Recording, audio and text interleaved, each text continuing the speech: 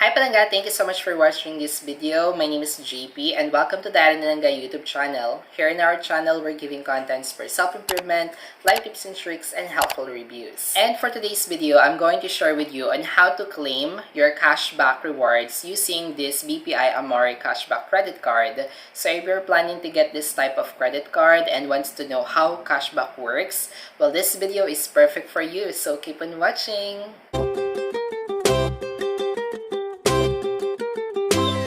So as I promised with my previous other video reviewing this BPI AMORE Cashback Credit Card, na-share ko sa inyo kung ano nga ba yung result ng paggamit nitong BPI AMORE Cashback Credit Card. And kung hindi nyo pa napanood yung video na yun, mapalangga, lagay ko po yung video link on the description box below at saka sa end screen at the end of this video para you can watch it after this. By the way, with that video, I shared about the benefits of using a credit card and also one of the best tip na ginagawa ko for me to take advantage more of using a credit card. Just to share with you mga palangga, nakuha ko itong BPI AMORE Cashback credit card ko in the middle of the month of January. So last month lang.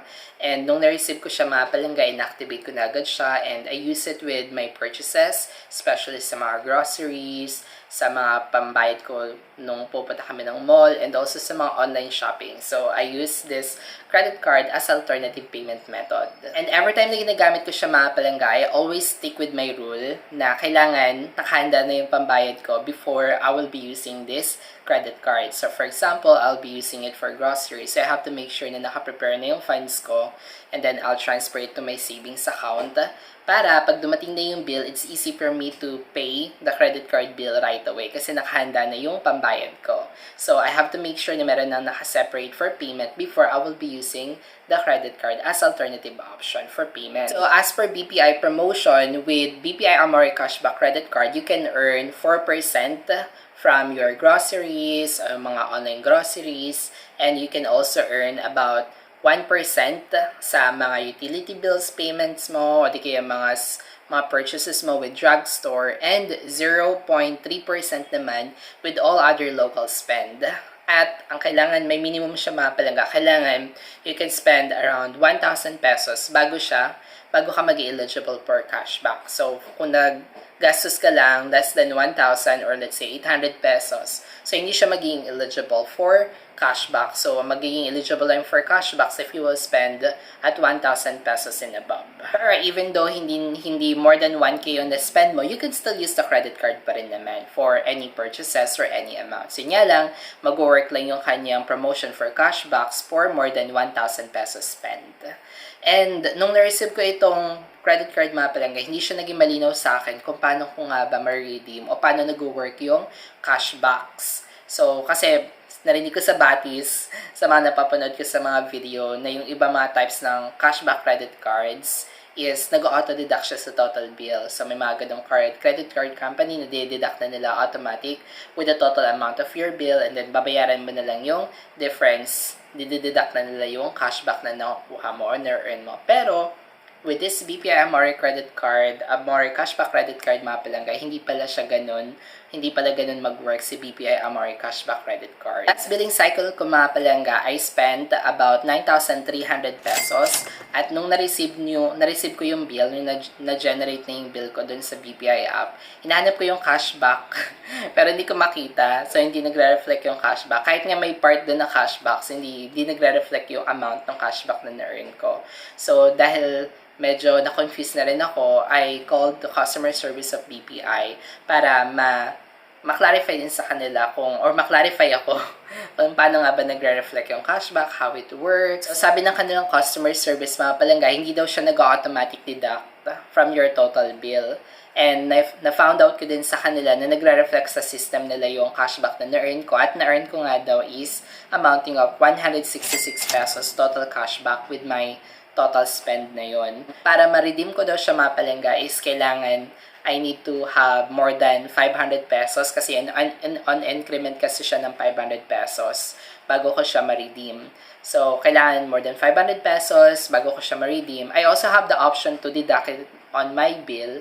However, kailangan ko siyang itawag manually. So, kailangan nilang i-deduct it manually with my bill kapag meron na akong cashback na more than 500 pesos. So, So, ganun siya nag-work. Hindi siya nag-automatic, but you have to call them to deduct it manually kapag 500 pesos and above na yung cashback total mo. So, my plan mga palangga is to ipunin ko na lang, collect ko na lang yung mga cashbacks ko, and then tawag na lang ako for next year, sa January, by end of this year, para makolect ko yung, or ano yun, dumami yung cashbacks ko, and I have the option to claim or to redeem it na lang after end of this year. Additional info na rin mga palangga, to be honest, hindi ko talaga na-receive yung copy ng bill ko through email, or wala rin ako na-receive na text message na, hey, your bill is ready, ganun. Wala akong na-receive na mga ganong alerts.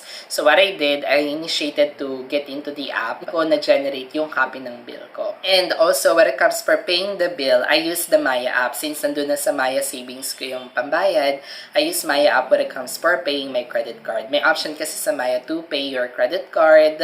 At saka sobrang convenient niya lang din mga palangga kasi nga hindi ko na kailangan i-transfer pa sa BPI. Hindi na ako magkakaroon pa ng service fee when it comes for transferring the funds from Maya to the BPI bank, diba? So when I use Maya, free na siya when it comes for paying your credit card. Kaya ayun, sobrang sulit na din kasi na-reset na rin yung aside from paying my bill, na-reset din yung aking interest savings na promo ni Maya Savings. And within 2 business days mga palangga, saka siya na-post yung payment ko doon sa BPI. Kaya, ayun, medyo okay na din. Kaya mas maganda na bayaran nyo na agad mga palangga yung bill nyo, yung credit card bill nyo before the due date kasi it takes days pa bago mag-reflect or bago mag-post yung inyong payment. When it comes for paying my bill sa Maya app, I use the customer number, hindi yung credit card number. Medyo mahaba siya mga palangga, kaya you have to double check talaga.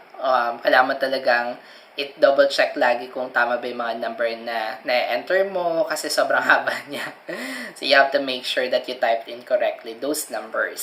So the question is, itutuloy ko pa rin ba ang paggamit nitong credit card, itong BPI Amore Cashback Credit Card?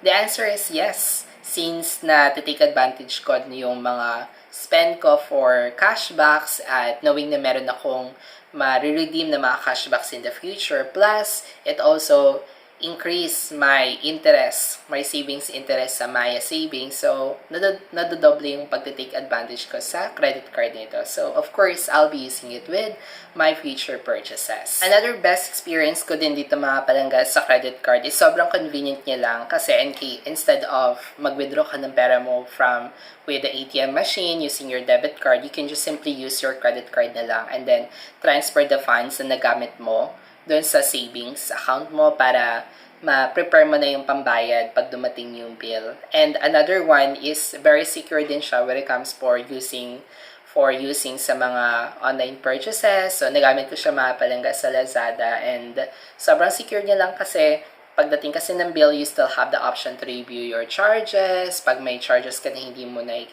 mo in-authorize, you can file a dispute naman with the bank. For me, it's much secured kasi nga hindi mo pa siya nababayaran and you have the option to review it before paying your bill. I actually created a spreadsheet or di kaya doon sa Google Sheet.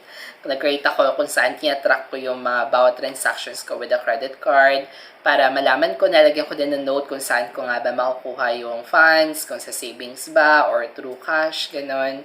So, para it's easy for me to locate where to get the funds, saan ko na-prepare yung funds, and also para ma-compare ko din siya doon sa actual bill. Pag na-generate na yung bill, I can compare it doon talaga sa actual usage ko tsaka doon sa amount na nakikita ko sa bill. So, dito na nga pa nagtatapos ang video na ito mga palangga. I hope I was able to clarify and help you to understand kung paano nga ba nag-work ang cashbacks nitong BPI Amore Credit Card. At kung mabot kayo sa part na ito, please hit the like button para naman ma-suggest ni YouTube algorithm sa ating mga palangga na naku-confuse din on how cashback works with BPI Amore. And comment na rin yung mga palangga ang mga questions nyo. Kung may mga questions kayo o may gusto kayong i-share, don't hesitate to comment below. And if you want more videos like this, like financial tips or financial reviews, please don't forget to hit the subscribe button and hit the bell button na din para updated kayo for our next videos. Maraming salamat mga palangga for stopping by. Again, it's PJP and I will see you all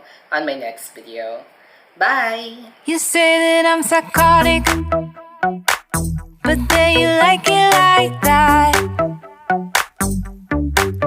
It's like every time the conversation changes, and I want you